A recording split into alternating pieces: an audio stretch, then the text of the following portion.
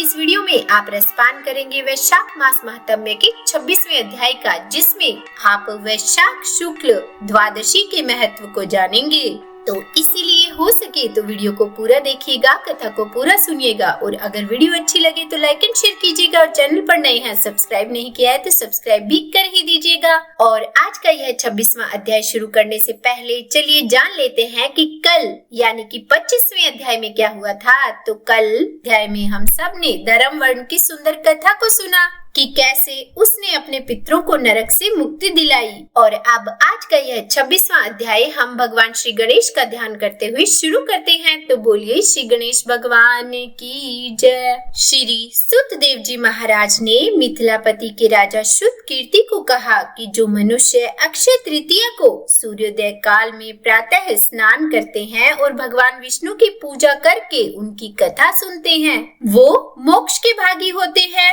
जो इस दिन श्री मधुसूदन भगवान की प्रसन्नता के लिए दान करते हैं, उनका यह पुण्य कर्म भगवान की आज्ञा से अक्षय फल देने वाला होता है। वैशाख मास की पवित्र तिथियों में शुक्ल पक्ष की द्वादशी समस्त पाप राशि का विनाश करने वाली है। शुक्ल पक्ष की द्वादशी को योग्य पात्र के लिए जो दान किया जाता है, उसके एक एक दाने में कोटि कोटि ब्राह्मण भोजन का पुण्य मिलता है। शुक्ल पक्ष की एकादशी तिथि में जो भगवान विष्णु की प्रसन्नता के लिए जागरण करता है, वो जीवन मुक्त होता है। जो वैशाख की द्वादशी तिथि को तुलसी के कोमल दलों से भगवान विष्णु की पूजा करता है, वो समूचे कुल का उद्धार करके बैकुंठ लोक का अधिपति होता है। जो मनुष्य दूध, दही, शक्कर, घी और शुद्ध मधु इन 5 चीजों से भगवान विष्णु की प्रसन्नता के लिए उनकी पूजा करता है और जो पंचामृत से भक्ति पूर्वक श्री हरि को स्नान कराता है, वो संपूर्ण कुल का उद्धार करके भगवान विष्णु के लोक में प्रतिष्ठित होता है।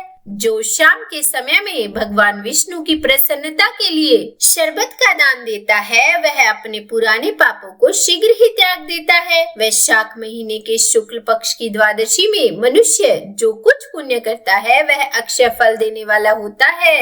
जो फल गंगा पर ग्रहण के समय सहस्त्र गोदान करने से मिलता है, वही इस पवित्र वैशाख के महीने में द्वादशी के दिन योग्य ब्राह्मण को अर्पण करने से होता है। जो शुक्ल पक्ष की द्वादशी के दिन एक चुटकी अन्न भी सुपात्र ब्राह्मण को देता है, उसे कोटि ब्राह्मण को भोजन कराने का फल मिल जाता है। जो मधु सहित तिल के पात्र का दान द्वादशी के दिन करता है, वह संपूर्ण बंधनों से छूटकर भगवान विष्णु लोक को चला जाता है। शुक्ल पक्ष की एकादशी के दिन जो रात्रि में जागरण करता है, वो जीते जी ही मुक्ति पाता है और उससे सब देवता प्रसन्न रहते हैं। अब मैं तुम्हें इस विषय में एक प्राचीन इतिहास बताता हूँ, तुम उसे ध्यान से सुनो। प्राचीन काल में कश्मीर देश में देवव्रत नामक एक ब्राह्मण थे। उनकी सुंदर रूप वाली एक कन्या थी जो मलिनी के नाम से प्रसिद्ध थी। ब्राह्मण ने उस कन्या का विवाह सत्यशील नामक बुद्धिमान द्विज के साथ कर दिया।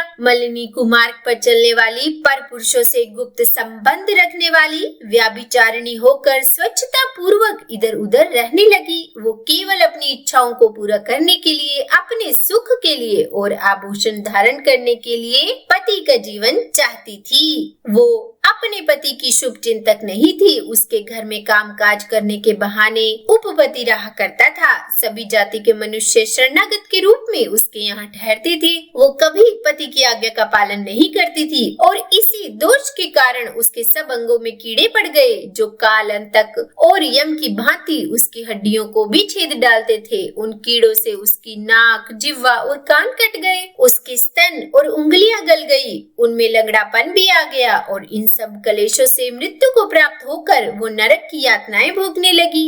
1,500 वर्षों तक, 1,50,000 वर्षों तक वो तांबे के भांड में रखकर जलाई गई। 100 बार उसे कुत्ते की योनि में जन्म लेना पड़ा और उसके बाद सोवीर देश में पद्मबंधु नामक ब्राह्मण के घर में वो अनेकों दुखों से घिरी हुई एक कुतिया हुई। उस समय भी उसके कान, नाक, पूंछ और पैर कटे हुए थे। उसके सिर में कीड़े पड़े हुए थे और योनि में भी कीड़े भरे रहते थे। राजन, इस प्रकार 30 वर्ष उसको दुख भोगते हुए बीत गए।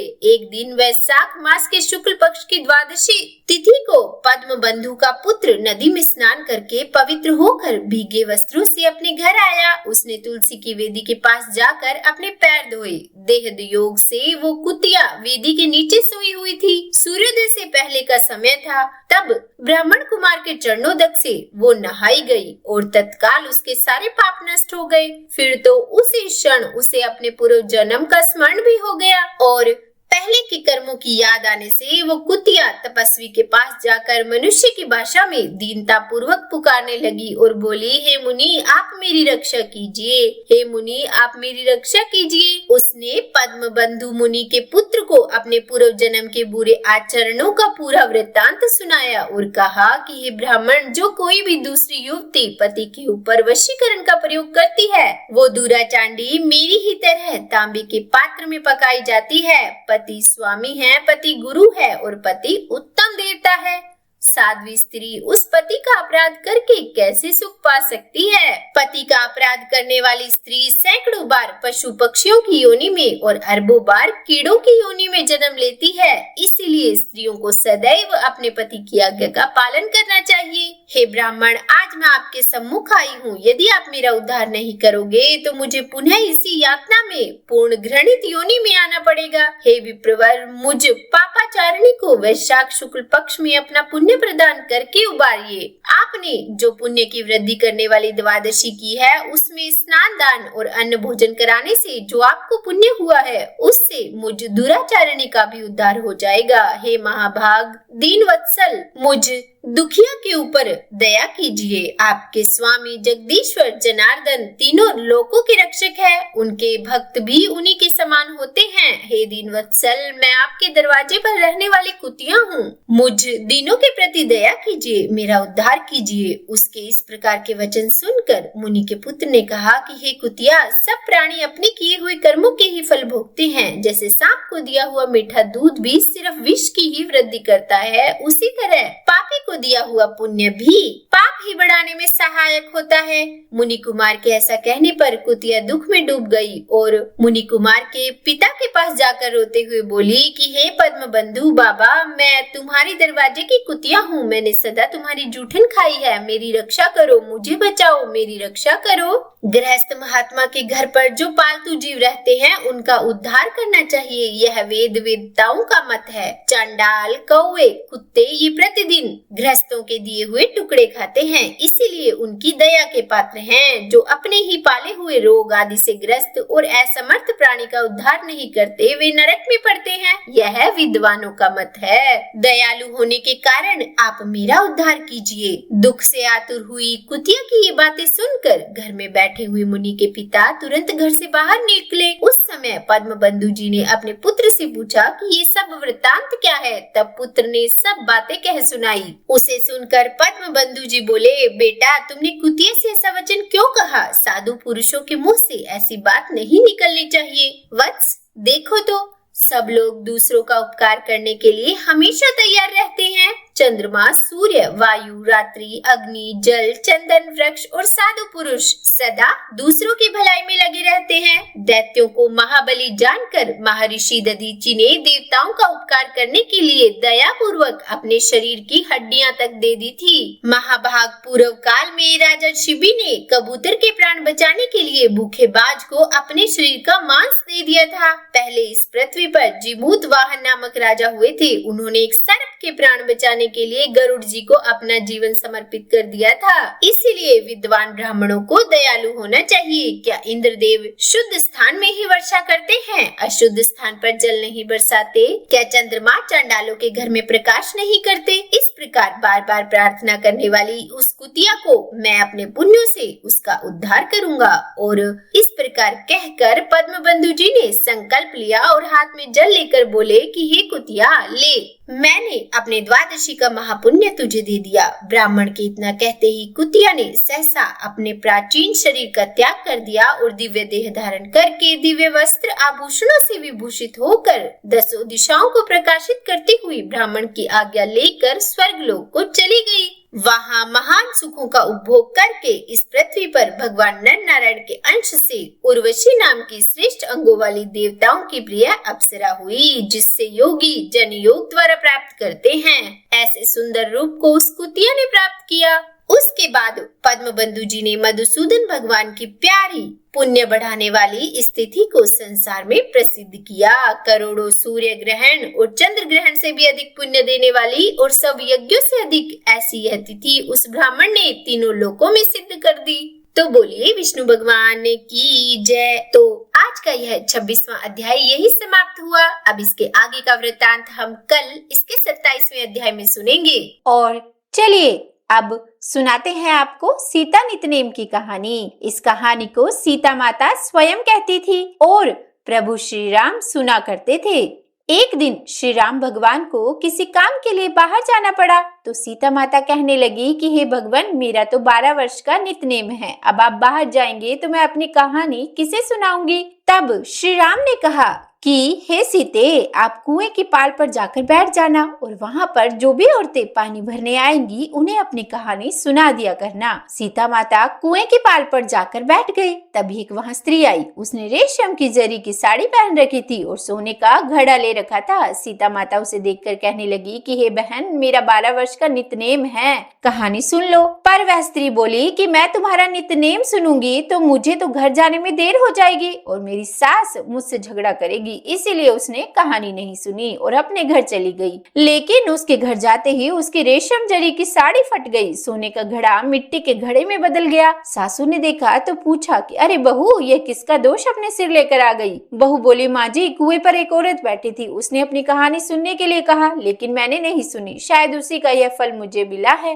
तब अपनी बहू की बात सुनकर अगले दिन वही साड़ी और वही घड़ा लेकर सास कुएं की पाल पर गई। सास को वहीं पर सीता माता बैठी मिली तो सीता माता ने फिर से कहा कि हे बहन, मेरी कहानी सुन लीजिए। तब सासू बोली कि एक बार छोड़, मैं तो 4 बार कहानी सुन लूंगी। तब सीता माता बोली कि राम आए, लक्ष्मण आए, देश के पुजारी आए, नितनेम का नेम लाए, आओ राम, बैठो राम, तपी रसोई जीमो राम, माखन मिश्री खाओ राम, दूध बताशा पियो राम, सूत के पालक मोठो राम, शाल दुशाला ओढ़ो राम, शाल दुशाला ओढ़ो राम, जब बोलूं राम ही राम, राम सवारे सबके काम, खाली घर भंडार भरेंगे, सबका बेड़ा पार करेंगे, श्री राम जय राम, जय जय राम। और तब सासू बोली कि बहन, कहानी तो बहुत अच्छी लगी। फिर कहानी सुनकर सासू घर चली गई और उसकी साड़ी फिर से रेशम जरी की बन गई। मिट्टी का घड़ा भी फिर वापस से सोने के घड़े में बदल गया। बहू ने देखा तो कहने लगी कि सासू माँ, आपने यह सब कैसे किया। तब सासू बोली कि बहू, तू तो दोष लगा कर आई थी और मैं अब दोष उतार कर आ रही हूँ। बहू ने पूछा कि माँ जी, वह कुएं वाली स्त्री कौन है। तब उसकी सासू ने कहा कि बहू, वह तो सीता माता है, वह पुराने से नया कर देती है, खाली घर में भंडार भर देती है, वह लक्ष्मी जी का वास घर में कर देती है और मनुष्य की जो भी इच्छा हो उसे पूर्ण कर देती है।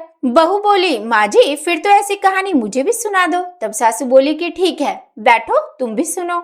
और फिर सास ने फिर से वही कहानी शुरू की। राम आए, लक्ष्मण आए, देश के पुजारी आए, नितनेम का नेम लाए, आओ राम, बैठो राम, तपी रसोई जीमो राम, माखन मिश्री खाओ राम, दूध बताशा पियो राम, सूत के पल का मोठो राम, शाल दुशाला ओढ़ो राम, साल दुशाला ओढ़ो राम, जब बोलूं राम ही राम, राम सवारे सबके काम, खाली घर भंडार भरेंगे, सबका बेड़ा पार करेंगे, बोलो श्री राम जय जय राम। और फिर कहानी सुनकर बहू बोली कि माँ जी, कहानी तो बहुत अच्छी है। सासू ने कहा, हाँ ठीक है, अब से हम भी इस कहानी को रोज किया करेंगे। और अब सासू बहू रोज सवेरे उठती, नहाती धोती और पूजा करने के बाद नितनेम की सीता माता की कहानी कहती। एक दिन की बात है, उनके यहाँ पड़ोस की एक औरत आई और बोली कि बहन, जरा सी आँच तो देना। तो बहू बोली कि आँच तो अभी हमने जलाई ही नहीं। पड़ोसन बोली, तो फिर तुम सुबह 4 बजे से उठकर कर क्या रही हो। तो उन्होंने कहा कि हम तो सुबह सुबह उठकर पूजा करते हैं और फिर सीता माता की नित्यनेम की कहानी कहते हैं। पड़ोसन ने उनकी बात सुनकर फिर कहा कि सीता माता की कहानी कहने से तुम्हें क्या फल मिला। तब वे दोनों बोली कि सीता माता की कहानी कहने से घर में भंडार भर जाते हैं, सारे काम पूर्ण हो जाते हैं, मन की इच्छा भी पूरी हो जाती है।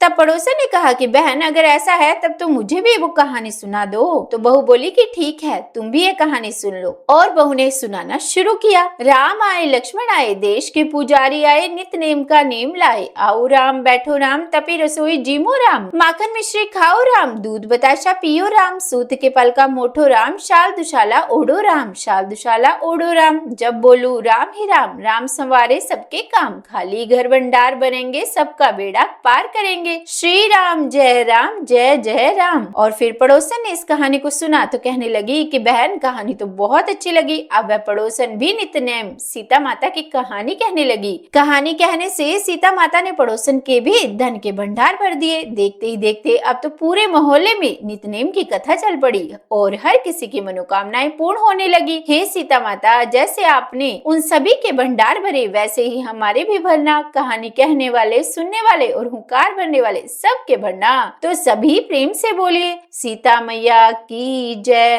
तो उम्मीद करती हूँ आज की यह वीडियो आपको पसंद आई होगी। अगर अच्छी लगी हो वीडियो तो लाइक एंड शेयर जरूर कीजिएगा और चैनल पर नए हैं सब्सक्राइब नहीं किया है तो सब्सक्राइब भी कर ही दीजिएगा। देखिए इस कथा को जितना हो सके शेयर कीजिए, क्योंकि इन कथाओं को शेयर करने से शास्त्रों का ज्यादा से ज्यादा प्रचार होगा और यह भी एक सेवा ही है। और हाँ, कमेंट बॉक्स में राधे राधे जरूर लिखिएगा। तो बोलिए राधे राधे।